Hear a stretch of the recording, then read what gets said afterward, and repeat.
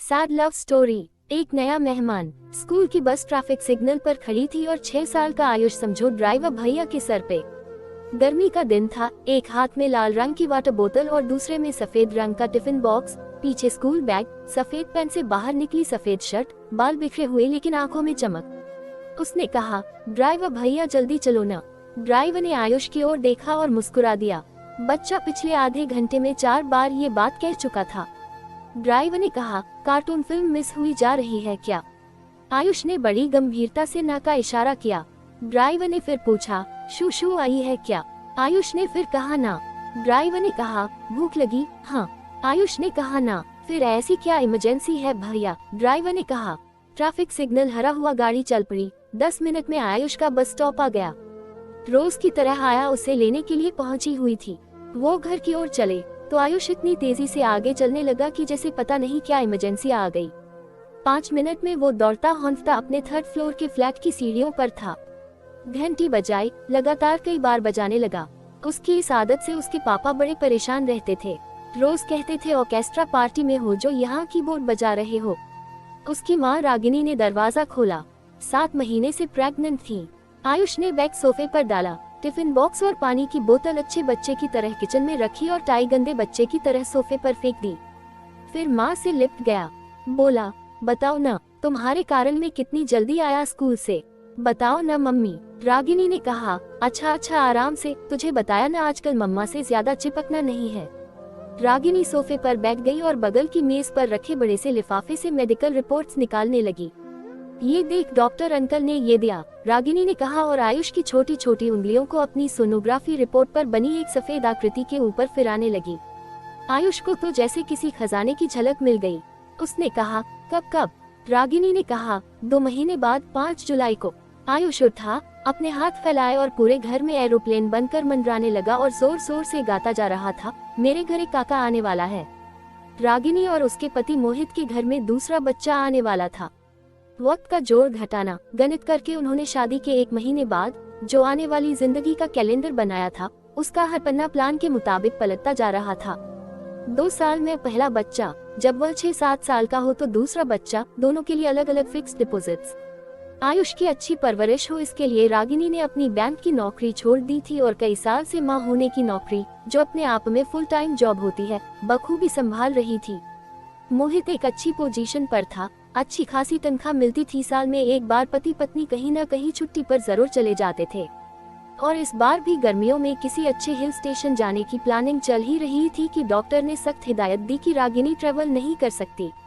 अगले ही दिन मोहित ने रागिनी की मां को याद शहर फोन लगाया और कहा, मम्मी, डॉक्टर ने तो रागिनी को कहा कि वो कहीं आ जा नहीं सकती, तो हमने अपनी छुट्टी भी कैंसिल कर दी है और उसके बाद लक्ष्मी की शादी में याद शहर भी नहीं आ पाएंगे। लक्ष्मी को समझा दीजिएगा। आप ऐसा करिए, शादी के फौरन बाद आप यहाँ रागिनी के पास आ जाए। हाँ, पापा से कहिएगा 2-2 पेटी लीची और आम जरूर पैक करवा दें। ये आयुष को खाने को नहीं मिले न तो वो मुझे खा जाएगा। रागिनी की मम्मी ने कहा, ठीक है, और वैसे भी अब तो गोद भराई भी होने वाली है। मोहित कोशिश करता था रागिनी को खुश मिजाज रखे, अपने दफ्तर की फाइलें और स्ट्रेस वो घर वापस न लाए। दोनों साथ में पुरानी पिक्चरों के गाने सुनते थे। ड्राइंग रूम में अपने लाल सोफे पर बैठकर नई पिक्चरों के गानों पर अपने माइकल जैक्सन बेटे आयुष का डांस देखते थे और कॉमेडी फिल्मों पर साथ हंसते थे। बच्चों के नामों की किताब खरीदी जा चुकी थी। बच्चों के नाम पर रोज छेड़छाड़ के झगड़े होने लगे थे।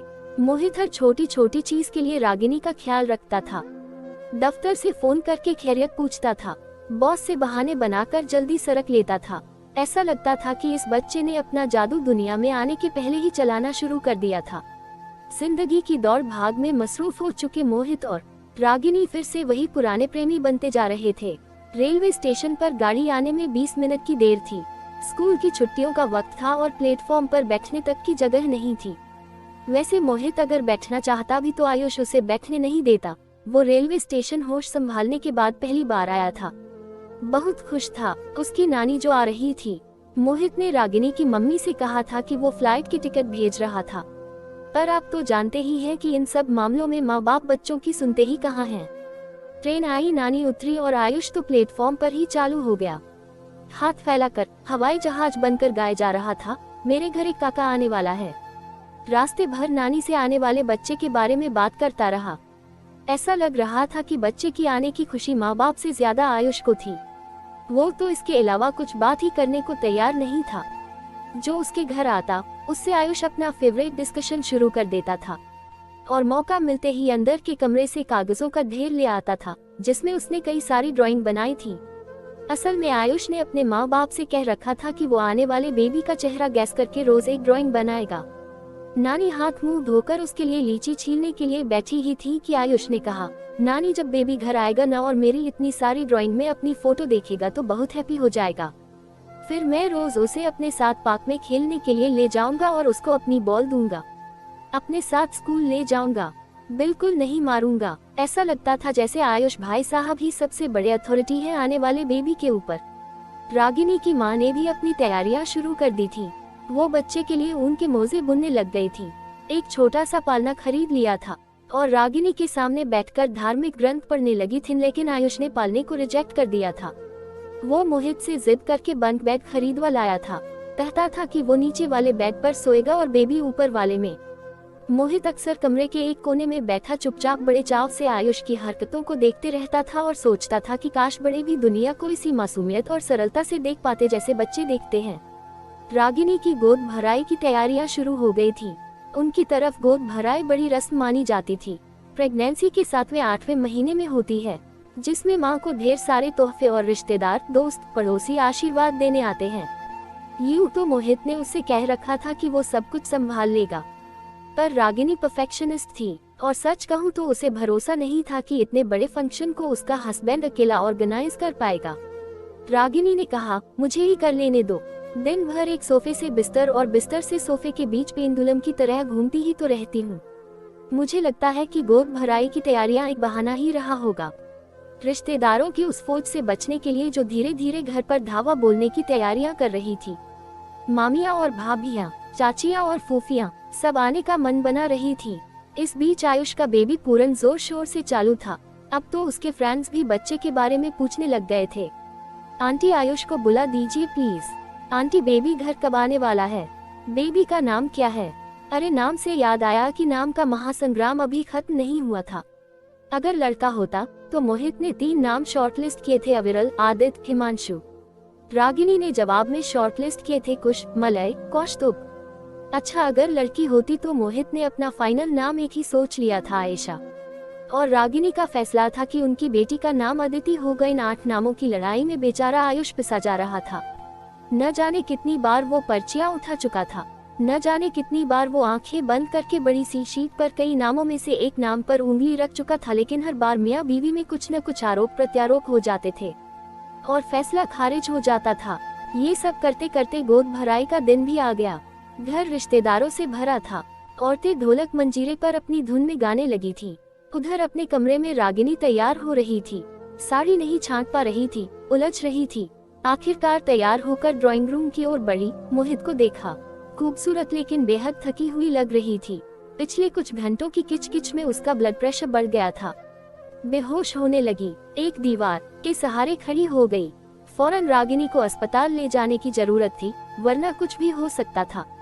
एम्बुलेंस वाले ड्राइवर से मोहित 3 बार कह चुका था, भैया जरा सा तेज चलाइए। नहीं सुन रहा था। आखिरकार मोहित उस पर चिल्ला गया था।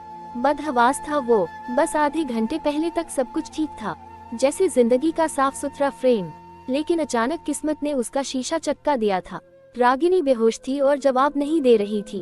बड़ा अकेला महसूस कर रहा था वो। अचानक मोहित अफरा तफरी में अस्पताल पहुंचा। उसे समझ ही नहीं आ रहा था कि रागिनी का ख्याल करे या दौड़कर पर्चा बनवाए। खैर डॉक्टर्स ने आखिरकार रागिनी को एडमिट कर लिया। मोहित जाकर उसके बैग के बगल में बैठ गया, उसका हाथ थाम लिया। पहली बार रागिनी के इस बहादुर लड़की के चेहरे पर शिकन देखी थी। माँ बनने का सपना वो बचपन से संजोए थी। ये सपना वो खोना नहीं चाहती थी। मोहित ने रागिनी की खातिर दफ्तर से छुट्टी ली।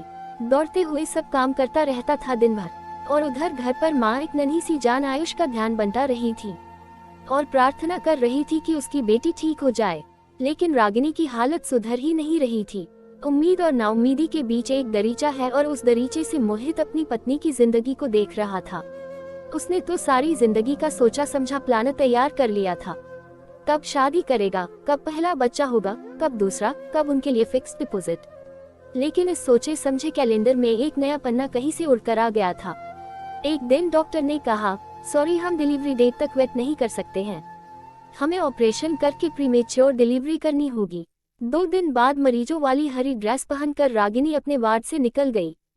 पहियों वाले स्ट्रेचर पर सवार होकर अटेंडेंट उसे लंबे कॉरिडोर में लेकर चले। मोहित भी साथ ही चल रहा था।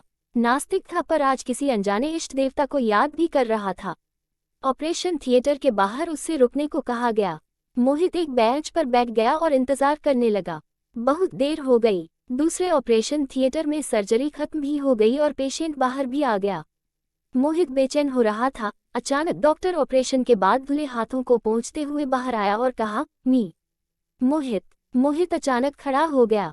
डॉक्टर ने कहा, आपकी वाइफ एकदम ठीक है, लेकिन आपका बच्चा स्टिल बॉर्न बेजान पैदा हुआ है। मोहित और रागिनी की जिंदगी का खूबसूरत फोटो फ्रेम जमीन पर गिरकर टुकड़े टुकड़े हो गया था। वो बच्चा जिसका उन्हें 1 साल से इंतजार था, वो उनकी जिंदगी में आने से पहले ही उन्हें अलविदा कहकर चला गया था। ये बात सिर्फ रागिनी की मां को बताई गई। रागिनी का प्राइवेट वार्ड दिन भर दोनों औरतों की सिसकियों से भरा रहता। मोहित के अंदर भी बहुत कुछ उमड़ रहा था, जैसे किसी ने तकलीफ में डूबा हुआ खंजर उसके सीने में डालकर हाथ को फिरा दिया हो। वो भी जोर जोर से सिसक सिसक कर रोना चाहता था, लेकिन मजबूर था। ऐसे वक्त पर कमजोर नहीं दिख सकता था। घर पर आयुष को एक झूठ बता दिया गया था कि उसकी मम्मी को एक इन्फेक्शन हो गया था और उसे किसी से भी मिलने की मनाही थी। मोहित और रागिनी का अपना गम इतना तकलीफदेह नहीं था जितना उस लम्हे का डर जब अपने घर में वापस दाखिल होने वाले थे। खाली हाथ वो दोनों जब घर से निकले थे तो उस नन्हे से सपने को घर लाने के लिए निकले थे जो 1 साल से उनकी आंखों में बसा हुआ था। लेकिन आज वो सपना जल चुका था। रागिनी को अस्पताल से घर जाने की इजाजत मिलने वाली थी, लेकिन शायद कुछ वक्त के लिए उसे किसी भी चीज का कोई मोह ही नहीं बचा था। वो टूट चुकी थी, दीवारों को ताकती रहती थी, अचानक रो पड़ती थी। कुछ और दिन बीत गए। आखिरकार एक दिन रागिनी को डिस्चार्ज कर दिया गया। मोहित ने अस्पताल से चलने से पहले घर फोन किया। आया ने उठाया। आयुष कहाँ है? मोहित ने कहा। एरोप्लेन बना हुआ है साहब। पीछे आयुष के जोर जोर से गाने की आवाजें आ रही थी। वो हाथ हवा में फैलाकर हवाई जहाज बनकर सारे घर में गाता फिर रहा था, मेरे घर एक काका आने वाला है। मोहित ने बिना कुछ कहे फोन रख दिया। पेपर वर्क पूरा हो गया था। वो लोग चल दिए। आधे घंटे बाद मोहित ने अपने घर पर घंटी बजाई। आया ने दरवाजा खोला और पलटकर चिल्लाए, आयुष देखो कौन आया है। आयुष दौड़ता हुआ आया। वही एरोप्लेन वाली मुद्रा करता हुआ बोला, कहाँ है बेबी? कहाँ है बेबी? मोहित ने पलटकर रागिनी और उसकी माँ को देखा। रागिनी बोली, लो ये है तुम्हारा बेबी। कुछ और दिन बीत गए। आखिरकार एक दिन रागिनी को डिस्चार्ज कर दिया गया। मोहित ने अस्पताल से चलने से पहले घर फोन किया। आया ने उठाया। आयुष कहाँ है? मोहित ने कहा। एरोप्लेन बना हुआ है साहब। पीछे आयुष के जोर जोर से गाने की आवाजें आ रही थी। वो हाथ हवा में फैलाकर हवाई जहाज बनकर सारे घर में गाता फिर रहा था, मेरे घर एक काका आने वाला है। मोहित ने बिना कुछ कहे फोन रख दिया। पेपर वर्क पूरा हो गया था। वो लोग चल दिए। आधे घंटे बाद मोहित ने अपने घर पर घंटी बजाई। आया ने दरवाजा खोला और पलटकर चिल्लाए, आयुष देखो कौन आया है। आयुष दौड़ता हुआ आया। वही एरोप्लेन वाली मुद्रा करता हुआ बोला, कहाँ है बेबी? कहाँ है बेबी? मोहित ने पलटकर रागिनी और उसकी माँ को देखा। रागिनी बोली, लो ये है तुम्हारा बेबी। रागिनी की गोद में एक छोटा सा बच्चा था। पाँव मारता हुआ, अपनी जरा जरा सी मुठ्ठियां भींचता हुआ, अपनी आंखें खोलकर रोशनी में मीचता हुआ। रागिनी की बेटी उसे छोड़कर चली गई थी और आयुष की खुशी की खातिर मोहित और रागिनी ने एक नन्ही सी जिंदगी को एक नई जिंदगी देने का फैसला कर लिया था, अनाथालय जाकर। बस इतनी सी थी यह कहानी कि गोद में एक छोटा सा बच्चा था, पाँव मारता हुआ, अपनी जरा जरा सी मुठ्ठियां भींचता हुआ, अपनी आंखें खोलकर रोशनी में मीचता हुआ। रागिनी की बेटी उसे छोड़कर चली गई थी और आयुष की खुशी की खातिर मोहित और रागिनी ने एक नन्ही सी जिंदगी को एक नई जिंदगी देने का फैसला कर लिया था, अनाथालय जाकर।